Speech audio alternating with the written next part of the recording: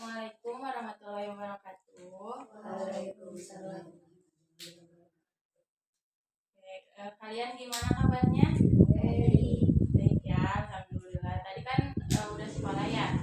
Nah, sebelum mulai kegiatan hari ini atau layanan hari ini, ada baiknya kita berdoa dulu biar kegiatan kita tuh dilancarkan ya. Siapa yang mau mimpin doa? Oke, beliau dari pimpin aja.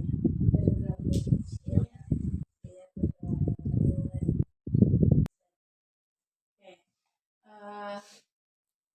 sebelumnya Ibu ucapkan terima kasih karena kalian mau datang ke sini, terus mau udah tepat waktu datangnya. Nah, sebelumnya kalian tahu nggak sih apa itu bimbingan kelompok? Ada yang tahu apa itu bimbingan kelompok? Belum tahu ya. Nah, bimbingan kelompok itu suatu kegiatan kelompok yang dilakukan antara pemimpin kelompok. Nah, pemimpin kelompoknya itu kalau di sini mah Ibu. Terus antara pemimpin kelompok dengan anggota kelompok. Nah, kalian anggota kelompoknya, Ibu pemimpin kelompoknya. Nah, ini tuh kegiatan kelompok tuh dengan memanfaatkan dinamika kelompok. Nah, ini dinamika kelompok tuh kayak kita bareng-bareng begini ya. Nah, itu tuh dinamika kelompok dengan adanya interaksi. Jadi kalian tuh saling kayak mengeluarkan pendapat, saling memberi tanggapan, saling bertanya, ada yang tanya, ada yang jawab kayak gitu. Nah, itu tuh bimbingan kelompok. Nah, pemimpin kelompok atau ibu di sini mah kan yang jadi pemimpin kelompok itu nanti ibu menyediakan informasi-informasi yang bermanfaat supaya membantu kalian tuh mencapai perkembangan misalkan dalam pribadi, sosial, belajar dan karir. Nah, untuk saat ini layanannya tuh tentang pribadi sosial. Yang selanjutnya tuh ada tujuan dari bimbingan kelompok. Nah, tujuan umumnya tuh supaya kalian tuh paham akan materi yang akan ibu sampaikan karena kenapa akan materi, karena di layanan kali ini tuh menggunakan media diskusi kelompok atau brainstorming. Nah, itu tuh kayak kita teh diskusi semuanya, tanya jawab kayak gitu ya. Nah, tujuan umumnya memberikan informasi mengenai bidang belajar, karir, pribadi, dan bidang sosial kepada kalian. Yang kedua, memungkinkan siswa untuk mendiskusikan dan terlibat dalam perencanaan karir dan kegiatan pengembangan diri. Nah, yang ketiga, memberikan siswa kesempatan untuk menyelidiki dan membahas masalah yang sedang menjadi perhatian atau masalah yang sedang kita bahas atau materi yang kita bahas. Nah, tujuan pembahasan topik tersebut akan menjadi solusi permasalahan itu. Paham?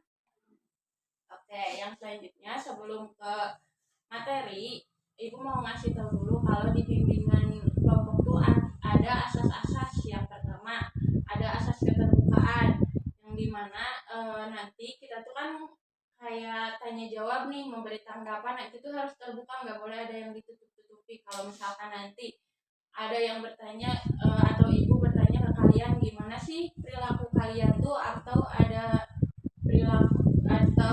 perilaku baik atau perilaku jelek kalian nggak yang pernah kalian alami. Nah, itu tuh boleh diceritakan, tapi kalian harus jujur. Karena kenapa harus jujur? Karena yang tadi ini tuh asas keterbukaan, jadi nggak boleh ada yang ditutup-tutupi. Paham? Oke. Yang kedua ada asas kesukarelaan. Nah, asas kesukarelaan ini tuh mengikuti kegiatan tuh tanpa ada paksaan. Nah, kalian tuh harus kayak secara sukarela mengikuti atau secara mau gitu, mau kaliannya mengikuti kegiatan ini tuh, jadi nggak dipaksa sama temennya. Misalkan Nesta maksa Rindu nih buat ikut, nah itu tuh nggak boleh. Nah, itu tuh harus Rindunya yang mau kayak gitu. Paham? Oke. Yang ketiga, keinformatifan atau kekinian, yaitu membahas cerita atau materi yang saat ini sedang terjadi atau yang kalian butuhkan gitu ya. Nah, yang terakhir ada kerahasiaan. Apapun yang kita bahas saat ini di kelompok ini, ya udah yang tahunya cuma kelompok ini. Nggak boleh ada yang nyebar sampai keluar. Apalagi misalkan Rindu pasti punya teman dekat yang lainnya. Misalkan nggak ada di sini teman dekatnya, nah itu sedekat apapun itu nggak boleh dikasih tahu ya. Kayak gitu. Jadi cukup kelompok ini aja yang tahu. Paham? Oke. Sebelum ke materi ya, ice breaking dulu ya biar kaliannya fokus. cluenya donat.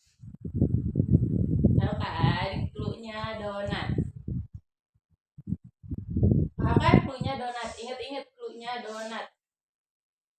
Pandu, ada berapa donat?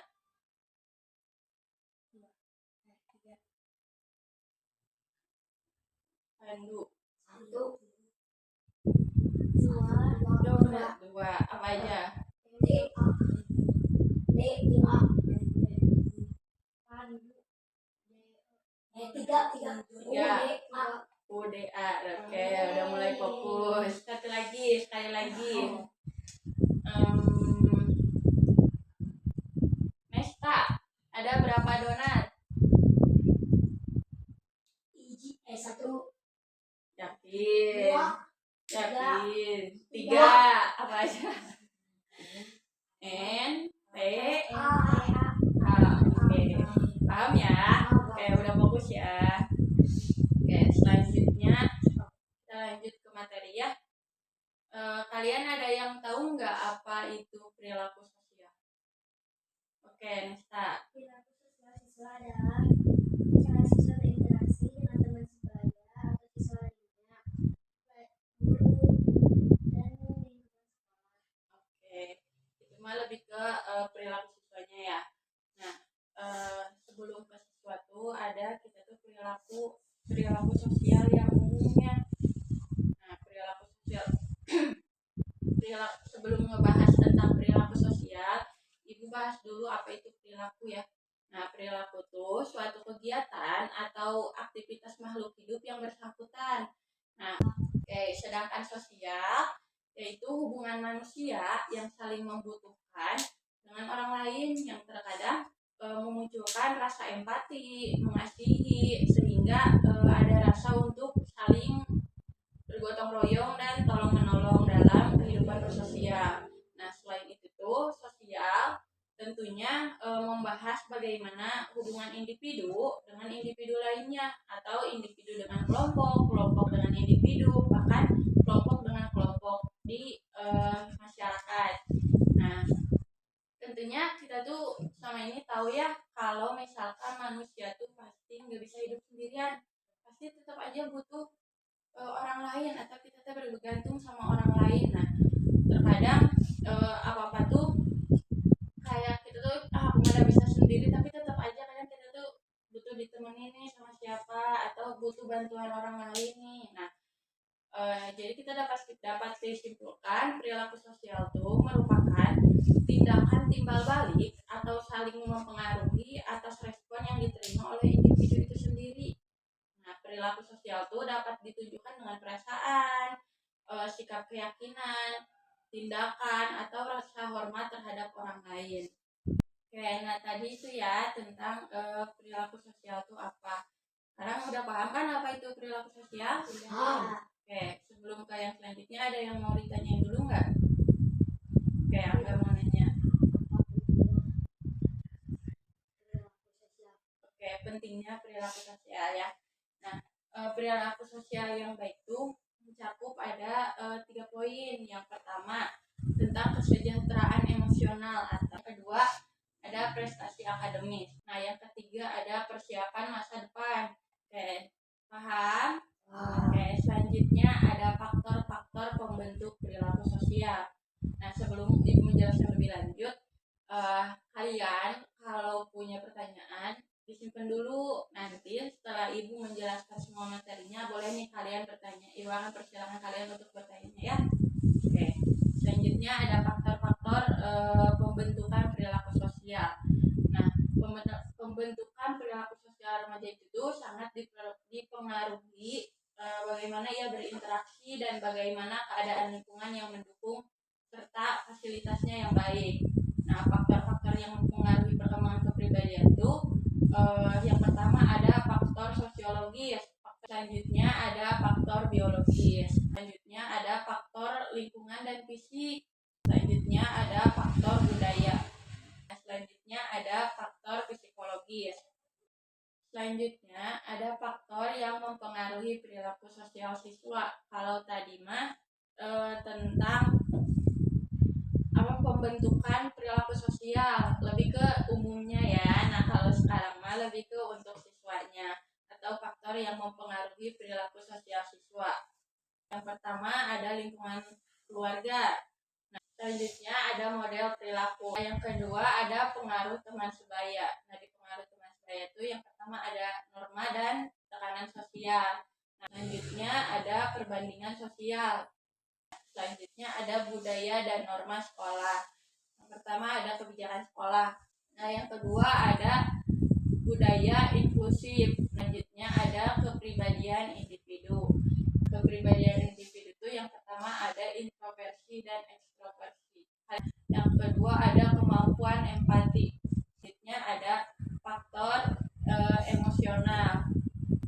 Yang pertama ada kesehatan mental. Kedua ada kemampuan untuk mengatasi stres dan tantangan berpengaruh terhadap bagaimana siswa berinteraksi dengan orang lain. Paham? Oke, selanjutnya ada jenis perilaku sosial siswa. Yang pertama ada kerjasama, yang kedua ada konflik dan resolusi, yang ketiga ada altruism, atau selanjutnya ada kepatuhan terhadap aturan. Selanjutnya ada bentuk-bentuk perilaku. Nah, bentuk perilaku itu ada dua. Yang pertama perilaku tertutup. Nah, yang kedua ada perilaku terbuka. Yang ketujuh ada cara menghindari perilaku tercela. Tahu kan perilaku tercela? Perilaku tercela itu kayak perilaku yang jelek gitu, perilaku yang nggak patut diikuti. Nah, cara menghindari perilaku tercela itu yang pertama menjadikan agama sebagai pedoman dalam berperilaku. Yang kedua selektif dalam memilih teman. Bukan. Yang ketiga tuh harus punya prinsip hidup, jangan ikut-ikutan.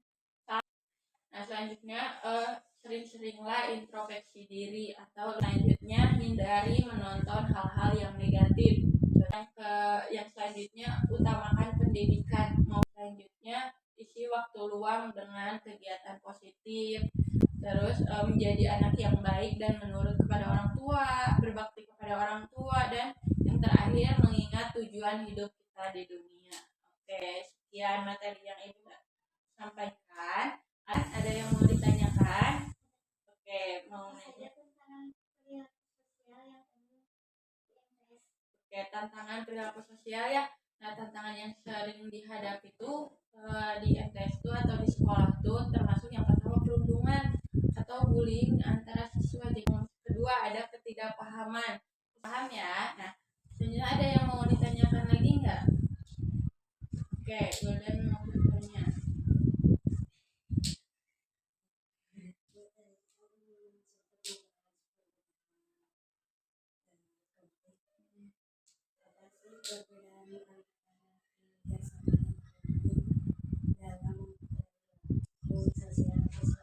Oke, tadi itu sempat ngebahas pertanyaannya tadi itu sempat ngebahas tentang kerjasama dan konflik ya. Kerjasama itu apa, konflik apa, dan apa perbedaan antara kerjasama dan konflik. Oke, kerjasama tuh interaksi positif ketika siswa bekerja sama untuk mencapai tujuan atau menyelesaikan tugas. Nah, dalam konteks ini tuh keterampilan seperti komunikasi efektif, pengertian, dan kompromi itu pasti muncul. Oke, yang konfliknya tuh di sisi lain dapat muncul ketika perselisihan. Nah, ketidaksamaan pendapat atau kompetensi itu tuh bisa menjadi konflik yang muncul ketika kerjasama. Nah, hal ini tuh bisa membawa hasil negatif.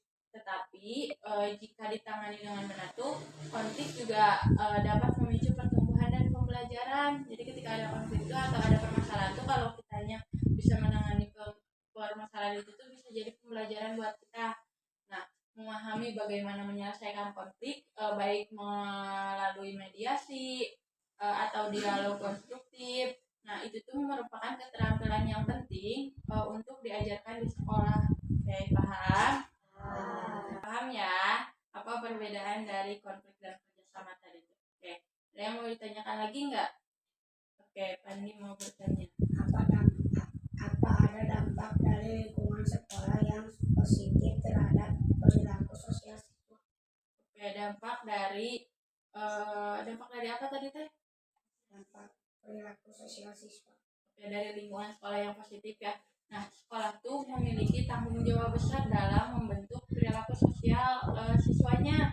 Nah, itu tuh bisa yang pertama melalui menciptakan kurikulum holistik atau mengintegrasikan pembelajaran sosial emosional ke dalam mata pelajaran akademik. Nah, itu tuh dapat membantu siswa memahami dan mengelola emosi mereka. Nah, yang kedua mengatur aturan dan kebijakan yang mendukung. Nah, implementasi aturan dan kebijakan yang mendukung itu tuh dapat menangani pelanggaran dengan cara yang konstruktif. Yang selanjutnya membangun komunitas sekolah yang solid. Yang selanjutnya melibatkan stakeholders. Nah, oke, paham? Paham. Oke, selanjutnya ada yang mau bertanya lagi nggak? Oke, boleh. Bagaimana cara guru dapat meningkatkan perilaku sosial siswa? Oke, cara guru dapat meningkatkan perilaku sosial siswa. Nah, itu tuh sebenarnya bisa menggunakan beberapa cara. Yang pertama, menerapkan pembelajaran sosial emosional dalam kurikulumnya atau dalam kurikulum sekolahnya. Yang kedua, membuat aktivitas kolaboratif yang mendorong kerjasama. Yang ketiga, mengadakan diskusi tentang konflik dan cara penyelesaiannya. Yang terakhir ada menjadi teladan perilaku positif. Oke, paham? Oke. Ada yang mau bertanya lagi nggak? Oke, udah cukup ya. Oke, karena materinya juga tadi udah dibahas dan kalian tidak ada yang mau ditanyakan lagi, berarti kalian ini udah paham semuanya ya apa itu perilaku sosial teh. Nah, karena tidak ada yang mau ditanyakan lagi dan berarti kalian udah paham, Ibu izin menyimpulkan bahwa perilaku sosial tuh mengacu pada cara interaksi dan membangun hubungan dengan teman sebaya, guru, serta lingkungan sekolah. Nah, hal ini tuh mencakup dari berbagai aspek seperti kemampuan komunikasi, kerjasama, empati, resolusi konflik, dan kepatuhan terhadap aturan yang ada di sekolah. Nah, pentingnya perilaku sosial tuh, perilaku sosial yang positif itu sangat penting bagi siswa, apalagi siswa SMP atau MTS seperti kalian. Nah, pada masa transisi ini tuh keterampilan sosial yang baik membantu kalian beradaptasi dengan lingkungan baru, membangun hubungan yang sehat, dan menciptakan suasana belajar yang kondusif. Selain itu, perilaku sosial yang baik juga mendukung perkembangan emosional dan intelektual siswa. Oke, paham? Oke, sebelum ke penutup, ada tugas dulu nih dari ibu. Nah, ini tuh boleh dikerjain sama kalian ya.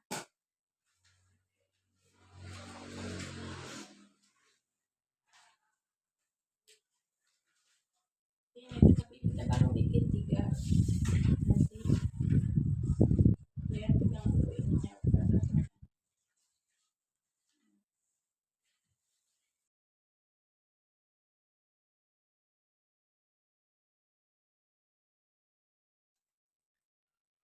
Oke, sudah.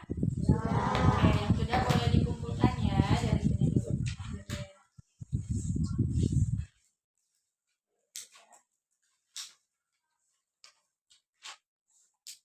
Oke, karena rangkaian dari kegiatan hari ini tuh udah selesai, penyampaian materi, terus ngerjain lembar kerja siswanya juga udah beres. Kalian paham kan akan materi yang tadi disampaikan? Paham? Paham. Oke. Sebelum ke penutup, alangkah baiknya karena tadi kita juga mulai dengan doa, sekarang juga memulai dengan doa ya sebagai doa penutup. Siapa yang mau memimpin doa? Siapa? Oke, Pandi boleh. Sebelum menutup rangkaian kegiatan ini. Iya, boleh dalam hati.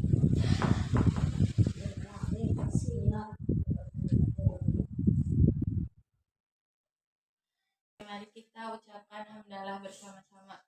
Alhamdulillahirrahmanirrahim. Sekali lagi terima kasih karena kalian sudah mau datang, sudah mau diganggu waktunya, mau datang ke sini. Pokoknya makasih banyak udah mau repot-repot datang ke sini, mau ibu panggil ke sini. Oke, sekian layanan hari ini. Ibu ucapkan terima kasih. Wassalamualaikum warahmatullahi wabarakatuh.